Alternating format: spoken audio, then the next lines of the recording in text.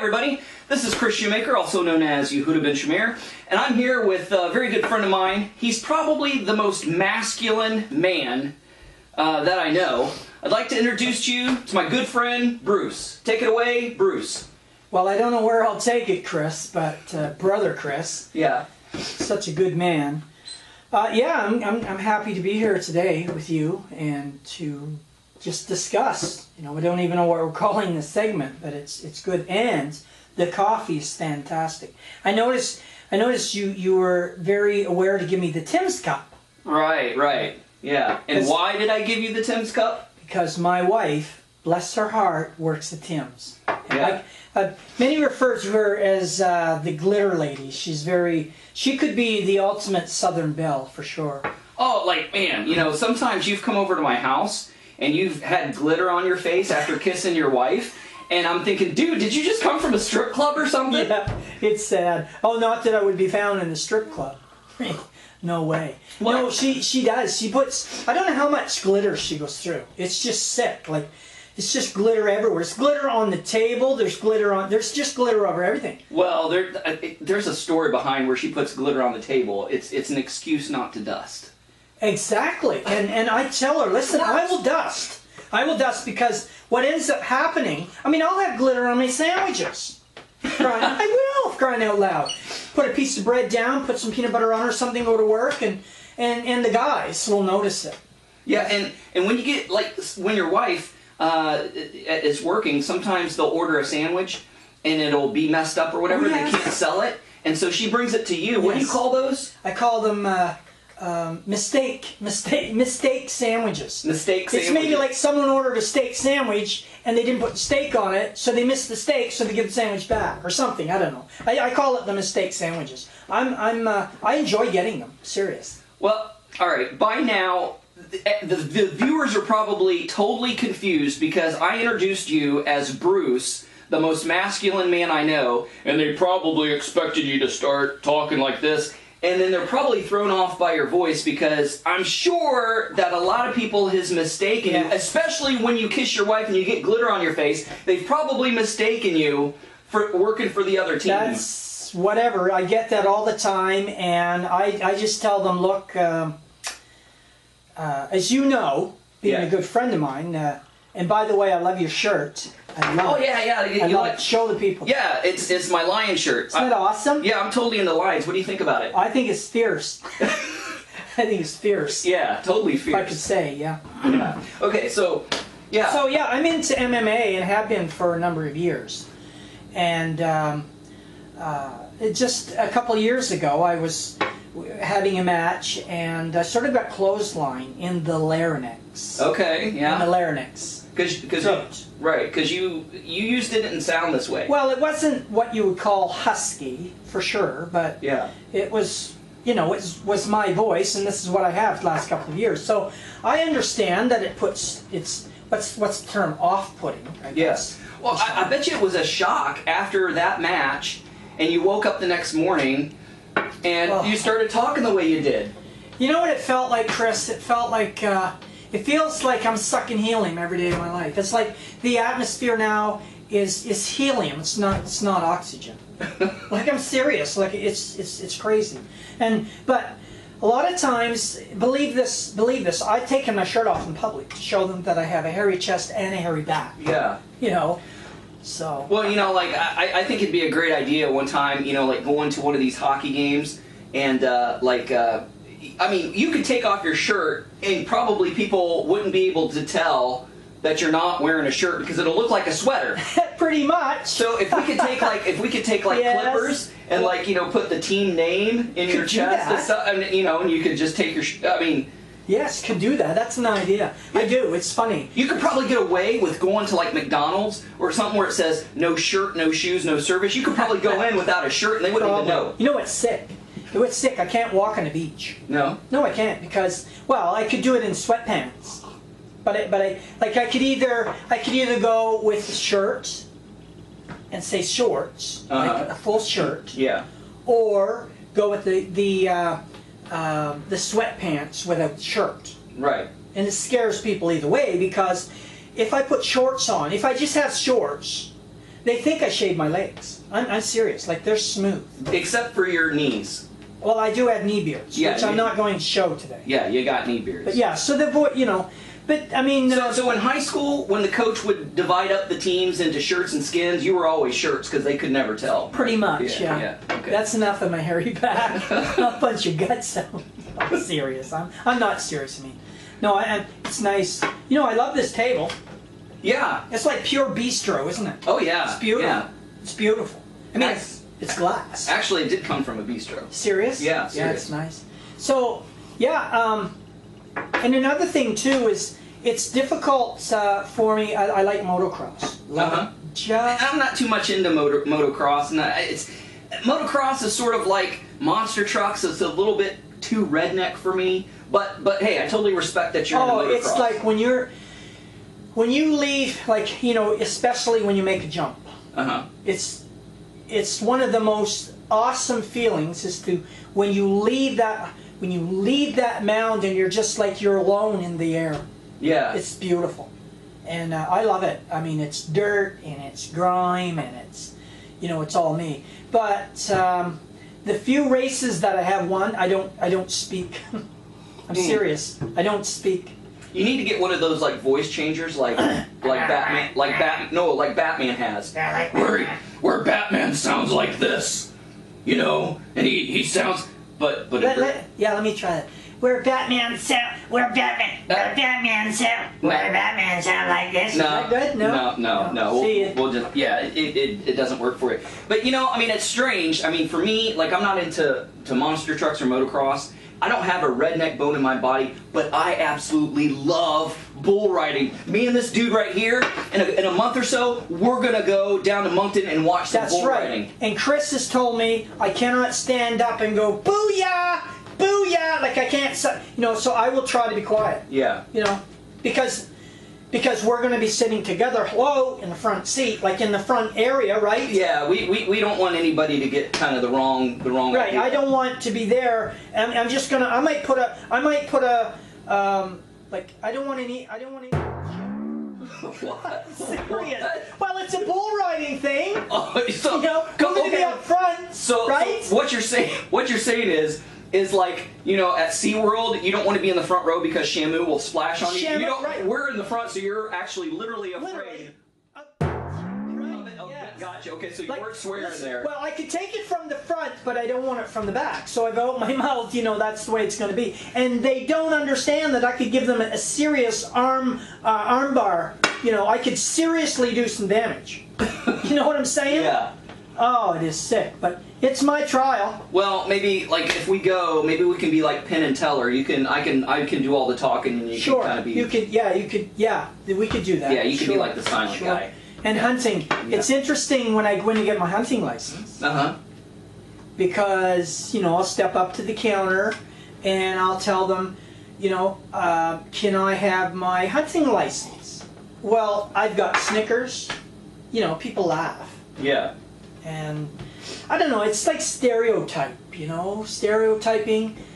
And I often tell people, you know, you can't judge a book by its cover. Yeah, exactly. You know? And I mean, just because you talk like this doesn't mean that you're playing for the other team. Well, whatever, right? Playing with the other team, or there's lots of teams out there, especially nowadays, isn't there? Yeah. So, you know, I mean, I like what you said about not judging. I'm sorry, I burnt my lip. Oh my goodness, that's hot. Yeah.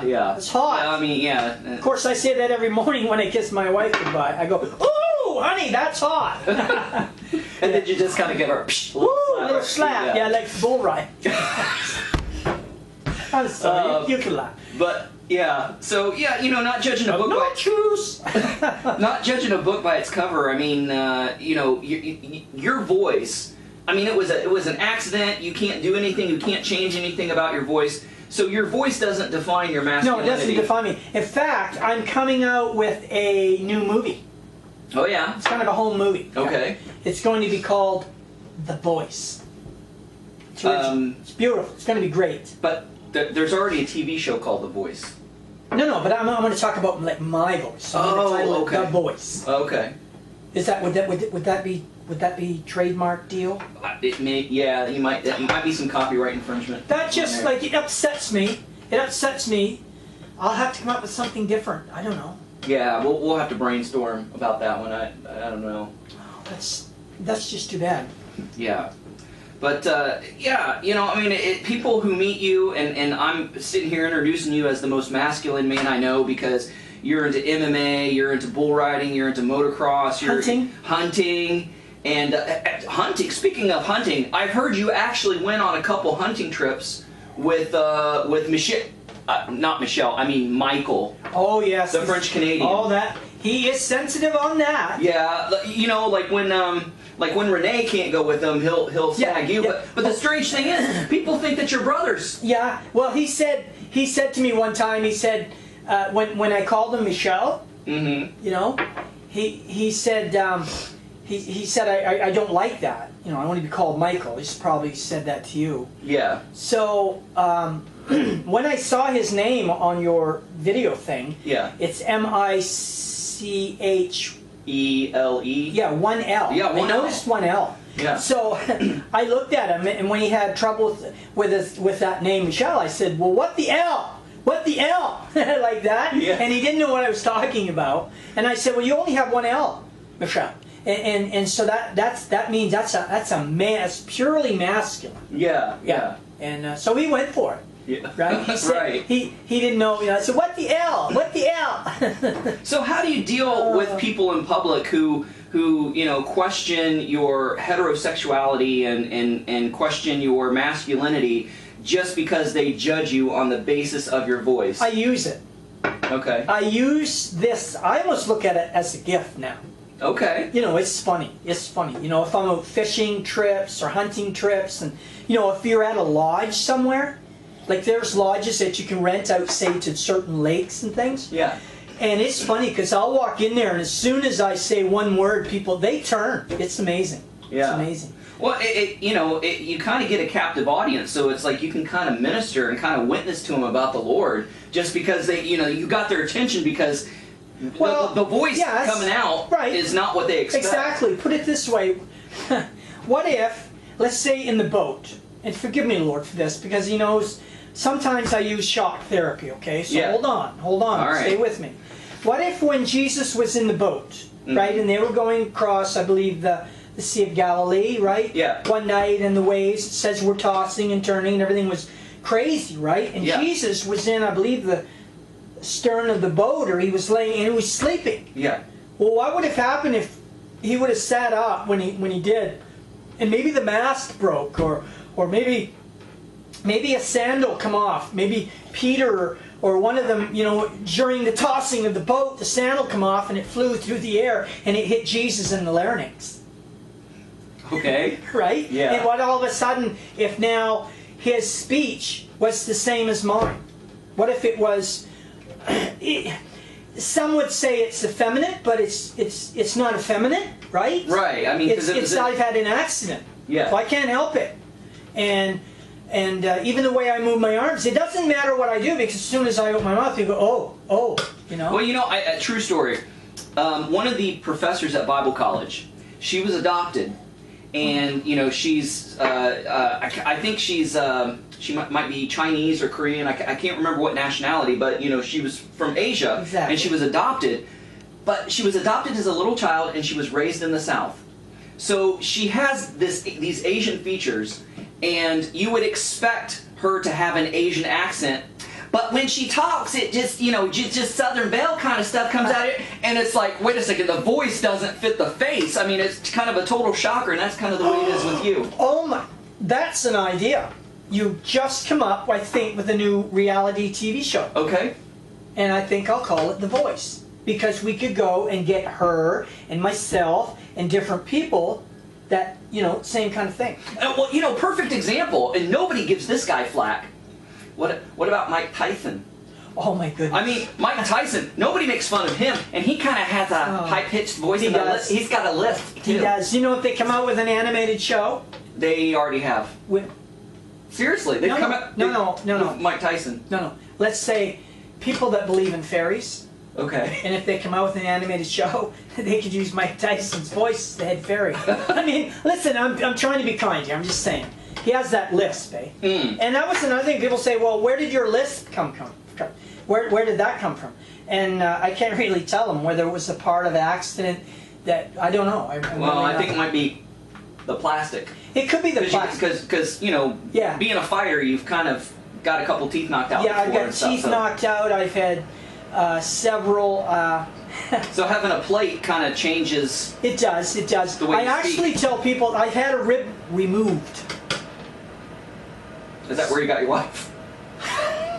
Oh my goodness! Hey man, on that stupid glass. Oh, that beat. No. Yeah, that's interesting. No, I had one removed, so I said maybe that's the reason for the pitch. But that's interesting about that little Asian girl, because that does make sense. Yeah. You know, and but again, I live with this, but I do use it. I mean, listen, if I can be first in line, it seems today, unfortunately, and again, I'm not trying to be cruel here, but it seems that the minority are the majority, you know? Yeah. And I get away with things. I really do. Because of this voice. They give you preference because they think... Well, it sure seems that way, Chris. So isn't that kind of like reverse racism? I think so. But again, I'll use it if I can get on a bus. If I've actually got into a taxi. Now, don't repeat this, and maybe you could edit it out. But I've got into a taxi to go across town. Yeah. And when when the guy, you know, I had to pay him. I said, "Oh my goodness, I left my wallet at home." And he said, "Well, the fare is, you know, I think it was $12 and something." Yeah. And I just said, "I don't know what I could do. I left my wallet at home. I don't know what to do. I don't even have a phone." And as I started, he just goes, "It's okay," and he let me go. Oh yeah. So I don't know if that would have worked if I would have had the voice I had a few years ago. Yeah. So I'm sorry. I'll use it. I'll use it. So, you know, there's a couple times where you went to the big city and they tried to actually pull you into a gay pride parade one time because they thought that you were part of the whole thing just because of the way you talk. They did. I used that too. Yeah. So what'd you do with that? Well, I just, you know, obviously all the people in a gay pride parade are not all gay. Yeah. Right? It's kind of a misconception there. I have a lot of friends, I don't say friends, acquaintances, right? Yeah. You're my friend. Yeah. But so I have a lot of gay acquaintances that I've known and worked, you know, and I don't have a problem. You can do in this country what you want to do, right? So I'm not prejudiced that way. But they have a really nice meal at the end of the parade. So why not? They serve delicious meals, you know. So again, I use it, but I made it very clear. No, I'm not gay. Yeah. And I've had so many propositions. You know. What do you do with that? I mean. Well, it just depends on how far they begin to push it. Okay. You know, because if they get too pushy, then I'll put them in a figure 4 leg lock. You know, I'll make sure. I take care of it immediately. I let them know. But they you know, it's interesting. I probably get more flack, if I could call it, from the gay community than I do the straight community. Really? Why? Why do you think that is? Because some of the homosexual community go, it's not possible what you're saying. You know, they think you're faking it. They think, or they think you're making fun of them. Exactly. Or yes, they do. And the straights, when I tell them, listen, I got hit in the throat, and this is an accident. You know, I know men and boys with effeminate voices. Yeah, this is something they can't help. It is what it is, right? Your voice is your voice, but. Well, you know, I mean, I tell you, maybe God allowed this to happen to you to be kind of a living object lesson. I mean, he did some pretty crazy and wild things with the prophets. He told Hosea to marry Gomer, which was a cult temple prostitute. He told Isaiah, I think it was, to lay naked on one side for so many days and flip-flop on the other and lay on that side. Which one went naked and I think it was crazy stuff? I think it was Isaiah. Was it Isaiah or Ezekiel? Well, anyway, one of the prophets or whatever. So he's told the prophets to do some crazy things, and God used them in some amazing ways and told them to do unorthodox things. So maybe God has allowed this accident and this voice of yours to kind of be a living object lesson so as not to judge a book by its cover. But it's difficult. To give you one example, I was asked to do a men's devotions. Yeah. Right? Right. And probably 3/4 of the crowd I did not know, and we had a good turnout that night. And I felt impressed by God to speak on Romans chapter 1. Do you know how difficult that is? Kind of give the audience a little bit of Romans 1. When it gets to the part where God, it's a beautiful chapter. It's one of my favorite chapters in the book. But when it gets down there and it says that God is going to turn them over to a reprobate mind, which is a terrible thing. And he starts talking about men with men, and women with women doing that which is unseemingly, it can be termed unnatural. Right. You know, and it's specific. It says men with men, right, and women with women. And so, reading those verses with a voice like that, I'm sure it probably... Well, it didn't go very far when I said, let's speak and interpret Romans chapter 1. I'm serious. There were like 8 or 10 guys that got up and started leaving the room. Just because of your voice, and they assumed because of your voice that... Yeah, and I got mad, and I said, stop, you guys. Still, they kept going. But I said, if you don't stop, I'm going down there and I'm going to submit 2 or 3 of you. Like MMA type MMA stuff. Rear naked choke. Mess you up. You know, you're going to remember this night for the rest of your life. And so anyway, it proceeded. But yeah, it's difficult. And you know, when you stand up behind a pulpit and say, I'm going to speak tonight on the wrath of God, it doesn't work. See, yeah, you kind of need that, I'm going to speak on the wrath of God. Yes. You kind of need that emphasis, and with that voice, it just doesn't fly very well. Well, unfortunately, you know, and so, yeah. Well, Bruce, I mean, I'm not ashamed of you. I'm proud that you're my friend, and I'm proud to call you the most masculine man I know. Pretty much. And I'm glad that we could share this time and share our time and our coffee with the audience. And you know, hey, I'm looking forward to that bull riding in a month or so. That's gonna be awesome. And we don't want any beep beep up front, right? Yeah. Yeah, that's cool. That's cool, man. All right. That's cool, brother. Boom. We're out of here. Shalom.